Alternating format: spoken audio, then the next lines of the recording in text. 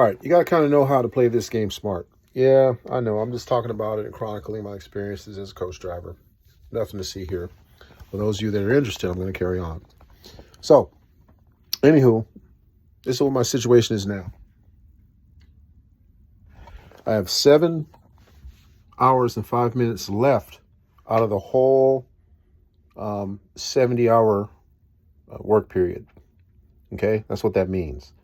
So that means I only have 7 hours and 5 minutes of complete time that can consist of just driving and ancillary work around the bus, luggage loading and stuff like that.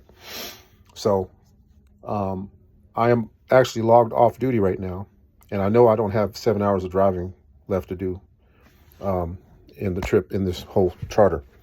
Basically, they'll be done and finished with their game in another 2 hours. Okay, done with that.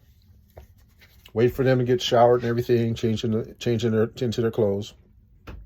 Take them back to the hotel. They're gonna have dinner at 9 o'clock.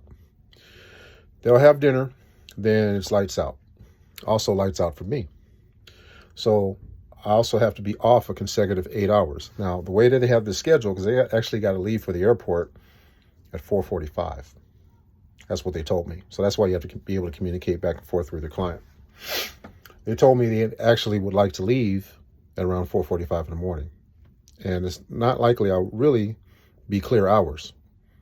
But I'm going to have to do it. What I'm going to not do is go completely off duty or log off. I'm not going to log out. I'm basically going to still show this under a continuous clock.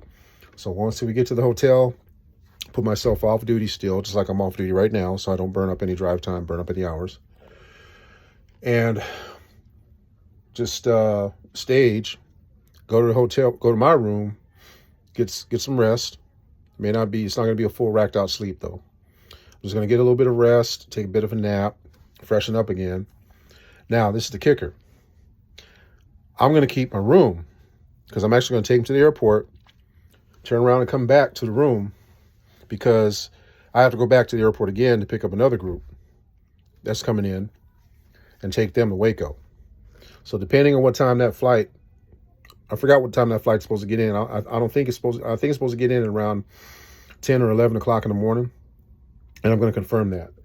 If so, that'll be the reason why I'm going to go back and use that hotel room, because I can go ahead and use the room, because normally checkout time is about 11 to noon.